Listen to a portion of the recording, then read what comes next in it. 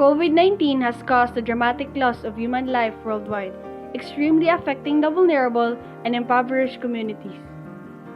Unprecedented challenges to public health, food sustenance, employment, and education currently troubles the world. We all share common goals, and upon fulfilling these goals, let us live by the principle no one is left behind. In this time, our minds are naturally full of questions, but the one that matters most is the question that asks, what can we all do to help? And I say that we should do what every human being is capable of doing, to care.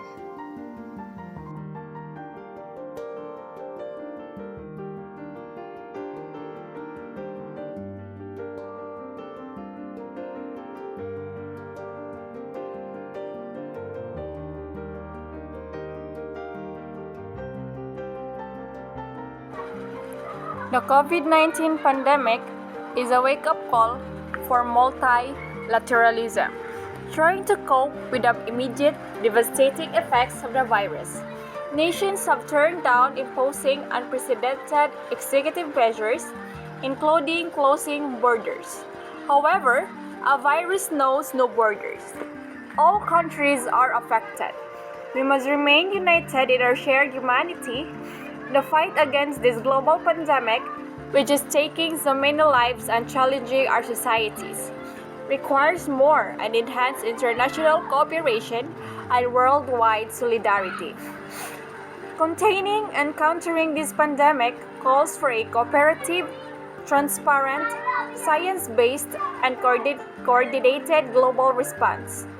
We are concerned by the serious threat to all countries, particularly developing and less developed countries in situations of conflict, on post-conflict countries where health systems are less prepared, as well as the particular risk faced by refugees and displaced persons.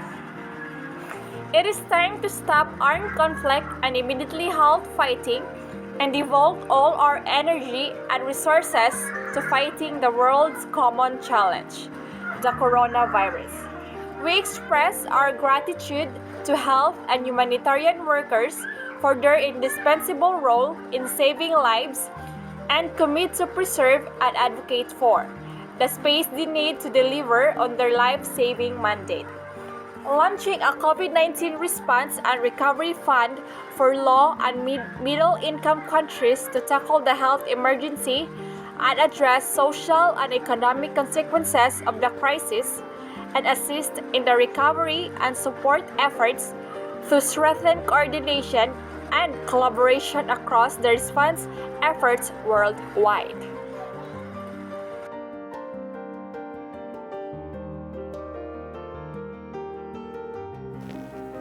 Awareness and action.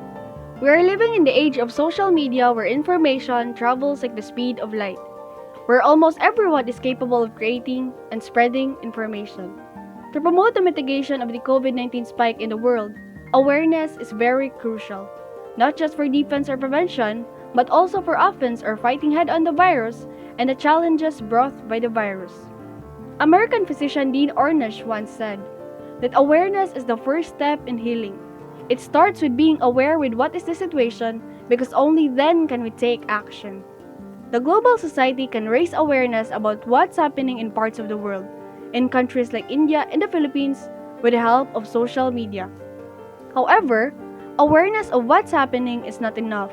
The global society can also let people be aware of what they can do to help, their roles, and to take action no matter how big or small. Creating awareness and information posters, infographic, sharing preventive methods posts in social media, and dissemination of crucial information are the manifestations of awareness for defense, to prevent the further spread of the virus. Meanwhile, donations and fundraising, which is an initiative to help after being aware of the saddening condition, are for offense, to help in mitigating the effects of the virus. Again, to take action is to be aware. The global society can come together and lend a helping hand through awareness. With awareness comes responsibility and choice, because awareness without action is worthless.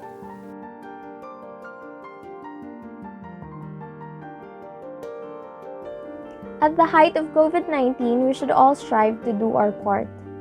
Take action to promote innovation, remove barriers that prevents people from receiving the medical attention that they need, and facilitate open sharing of knowledge, monitoring regulations to ensure availability, affordability, and assured quality of necessary products. Countries all over the globe should take responsibility in helping one another. One way is for wealthy states to aid their neighbors in fighting not just the virus, but other prevailing socio-economic problems. Providing honest data about the virus is a responsibility that must be fulfilled without a compromise. The earlier outbreak of COVID-19 has been accompanied by a large amount of misleading and false information about the virus, especially on social media. News networks should establish a credible and factual pool of news to mitigate this infodemic. Social safety nets must also respond in lessening the financial crisis that forced people to take on debts and loans. We need more well-coordinated national and international responses to harmonize a collective action. More and better global governance is necessary for solving the COVID-19 crisis and the economic recession that could grow out of it. Our biggest responsibility may be to figure out how to convert this crisis into an opportunity.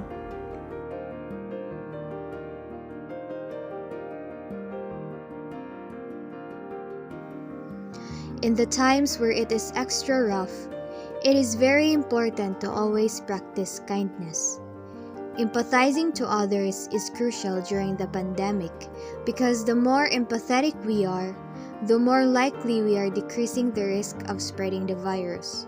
By practicing the mandatory health protocols, such as maintaining our distance to other people, wearing masks properly, staying at home when it is not needed to go out, isolating ourselves when we feel the COVID symptoms, and many more.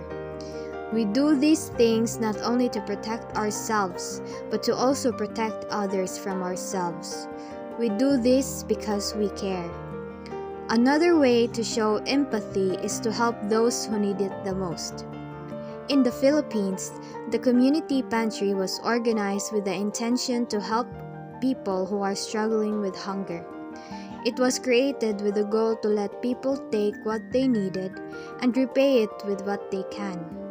The community pantry has become a beautiful phenomenon in the Philippines in which other countries can look up to. The community pantry was a successful outcome of empathy. Let us strive to continue addressing inequalities and mental illness, more so in the middle of the pandemic. No one should suffer in silence. The threat of consequential global distress is amplified by misleading and extremist information on social world.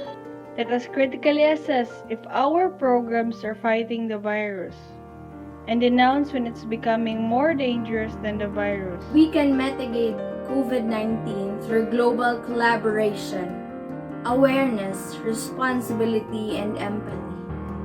Let us show the world that we care.